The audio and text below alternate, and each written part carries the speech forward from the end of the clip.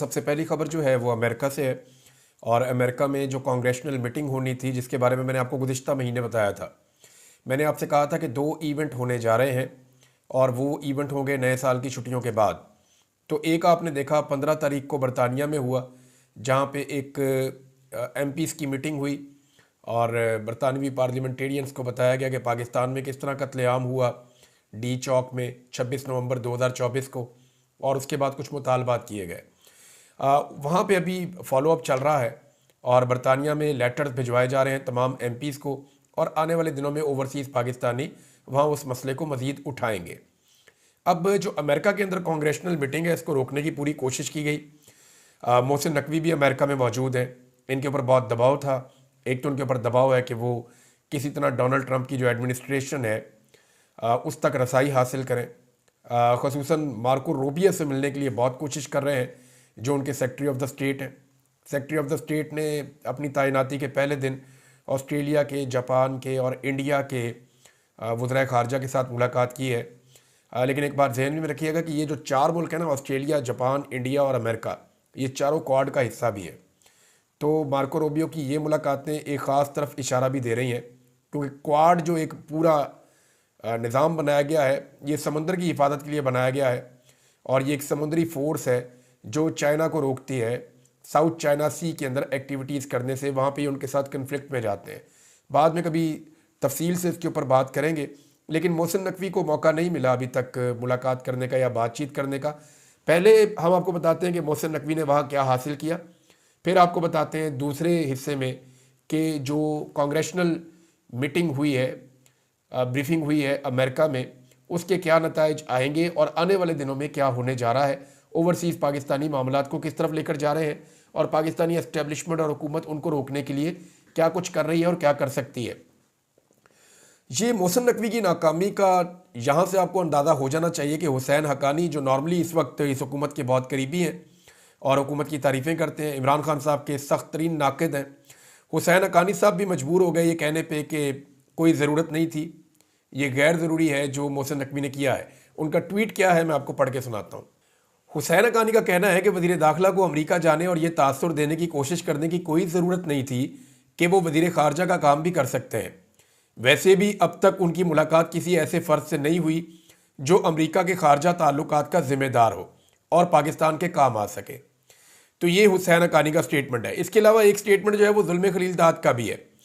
ज़ुल्म खलीलदाद समझ रहे हैं कि पाकिस्तान को बहुत नाकामी हुई है, पाकिस्तान को इमरान खान साहब को आज़ाद रखना चाहिए था, और इस बारे में ज़ुल्म खलीलदाद ने बड़ा क्लियर एक स्टेटमेंट दिया कि अगर इमरान खान साहब बाहर होते तो वो ज़रूर मेहमान खसूसी बनकर जाते या मेहमान बनकर जाते इस तकरीब हलफ बर्दारी में, क्योंकि डोनाल्ड ट्रंप इमरान खान साहब की बहुत तारीफ़ करते हैं। ज़ुल्म खलीलदाद ने कहा कि भारत के वज़ीर जयशंकर ने सदर ट्रंप की हलफ बर्दारी की तकरीब में शिरकत की। वो तो पहली लाइन में सामने ही बैठे हुए थे। अगर इमरान खान जेल में ना होते तो मेरा मानना है कि वो इस नहायत अहम तकरीब में मेहमान खसूसी होते। ये पाकिस्तान के लिए एक बड़ा नुकसान है। इमरान खान को रिहा करें और पाकिस्तान को तबाही से बचाएं। अब मामला ये है कि इस वक्त पाकिस्तानी एस्टेब्लिशमेंट ने और हुकूमत ने पूरी कोशिश की है कि 22 तारीख को जो कांग्रेशनल मीटिंग हो रही थी उसको किसी तरह रोका जाए या उसको नाकाम किया जाए। जब ये मीटिंग स्टार्ट हुई तो वहाँ पे ओवरसीज़ पाकिस्तानी पहुँच गए, कुछ जर्नलिस्ट हैं वो पहुँच गए, कुछ गैर मुल्की जर्नलिस्ट हैं वो पहुँच गए, कुछ बैनुल अक़वामी तंजीमें हैं जैसे कि एमनेस्टी इंटरनेशनल है, वो लोग वहाँ पे पहुँच गए, और सेनेटर्स भी वहाँ पे पहुँचे। सेनेटर्स ने वहाँ पे इससे खिताब भी किया मीटिंग से, और उनके सामने तमाम तफसीलात रखी गई। ये वो तफसीलात हैं कि जो कुछ भी हुआ पाकिस्तान में रजीम चेंज ऑपरेशन के बाद से लेकर अब तक, और खसूसन बताया गया कि 26 नवंबर को जो इस्लामाबाद डी चौक में कत्लेआम हुआ वहाँ पे क्या हुआ है। एक तो मुईद पीरज़ादा साहब ने बात की है, वजाहत साहब ने बात की है, और वहाँ पे डॉक्टर शहबाज गिल भी मौजूद थे। ओवरसीज़ पाकिस्तानियों की एक बड़ी तादाद थी, ख़वातीन भी वहाँ पे मौजूद थी, लेकिन 2 आउटसाइडर्स वहाँ पे आ गए जिनको वो ओवरसीज़ पाकिस्तानी नहीं जानते थे, और उन्होंने आइडेंटिफाई कर लिया कि ये बंदे यहाँ पे भिजवाए गए हैं ताकि इस प्रोग्राम को ख़राब किया जाए। अच्छा, अब मैंने जब ओवरसीज़ पाकिस्तानियों से बात की तो उन्होंने कहा कि ये बंदे 2 तरह के उनके मौक़िफ़ हैं। कुछ लोगों ने मुझे ये बताया कि ये बंदे जो पाकिस्तानी एम्बेसी है उन्होंने प्रोग्राम को ख़राब करवाने के लिए भिजवाए थे, और कुछ लोगों का कहना है कि ये बंदे नून लीग ने भिजवाए थे। अब बंदे जिसने भी भिजवाए थे पुलिस ने उठा के उनको वहाँ से बाहर निकाल दिया। यानी जब निशानदेही की गई कि ये बंदे आउटसाइडर हैं, इनका इस प्रोग्राम से कोई ताल्लुक नहीं है, ये इस प्रोग्राम को ख़राब करना चाहते हैं, तो उन लोगों ने वहाँ रोला कप भी डाला, लेकिन उसके बाद पुलिस आई, पुलिस ने उन बंदों को उठाया और सार्जेंट एट आर्म जो है उन्होंने उठा के उन बंदों को बाहर निकाल दिया। अब वज़ीर दाखिला वहाँ पे मौजूद थे, लेकिन इसके बावजूद ये प्रोग्राम हो जाना और ये एक कामयाब प्रोग्राम हो जाना, ये अब एक मसला बन जाएगा मौजूदा हुकूमत के लिए। देखिए, ये चीज़ें एक या दो दिन में होनी नहीं है, ये ओवरसीज़ पाकिस्तानी भी जानते हैं और पाकिस्तान की हुकूमत और इस्टेब्लिशमेंट भी जानते हैं।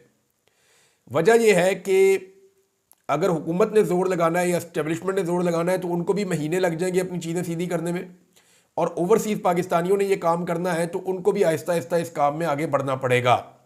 और ग्रेजुअली देखिए उन्होंने क्या कुछ अचीव किया। अगर आप सबसे पहले ये देखें कि अब तक सबसे पहले एक डोनाल्ड वू की हेयरिंग हुई थी, उसके बाद अमेरिका में एक करारदाद आई थी, फिर जो कांग्रेसमैन हैं उनके लेटर साइन करवाए गए थे, उनसे बहुत सारे 60 से ज़्यादा कांग्रेसमैन ने लेटर साइन किया था।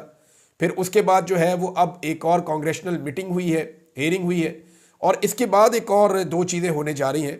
12 फरवरी को जो ट्रंप की रिपब्लिकन पार्टी है उसके जो कांग्रेसमैन हैं उनके साथ पाकिस्तान तहरीक इंसाफ के कुछ लोग मिलेंगे, और ओवरसीज़ पाकिस्तानियों की एक तंजीम है वो भी उनसे मिलने जा रही है। पाकिस्तान के हालात से मुताल्लिक वहाँ पे भी ब्रीफिंग दी जाएगी और उनको बताया जाएगा। जबकि मेरी इत्तला के मुताबिक जैसा कि पहले दस्तखत करवाए गए थे कांग्रेसमैन के और ख़त भिजवाया गया था अमेरिकन एडमिनिस्ट्रेशन को, तो अब एक और ख़त लिखा जाएगा जो स्टेट डिपार्टमेंट को भिजवाया जाएगा और उस खत के ऊपर दोबारा से कांग्रेसमैन के दस्तखत करवाए जाएंगे।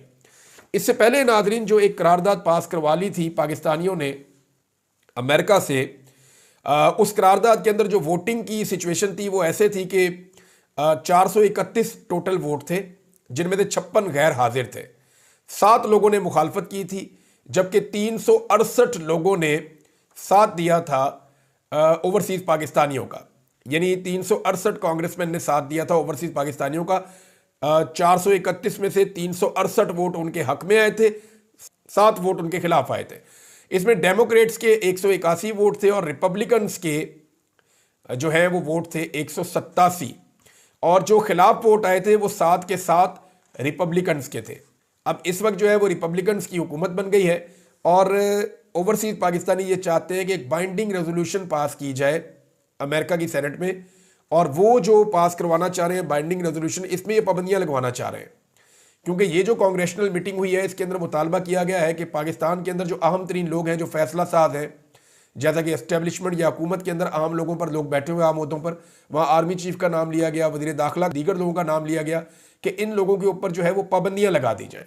और ये मुतालबा किया गया कि पाकिस्तान पे किसी किस्म की पाबंदी ना लगाई जाए, उन लोगों पर इनफरादी तौर पे पाबंदियाँ लगाई जाएँ जो लोग पाकिस्तान में इंसानी हकूक़ की खिलाफ वर्जियों में और इलेक्शन में धांधली में और जो कुछ भी हो रहा है, जबरी गुमशुदगियाँ हो या डी चौक का कत्लेआम हो, जो लोग भी इन चीज़ों में मुलव्वस हैं उन लोगों के ऊपर इनफरादी तौर पर यह पाबंदियाँ लगाई जाए।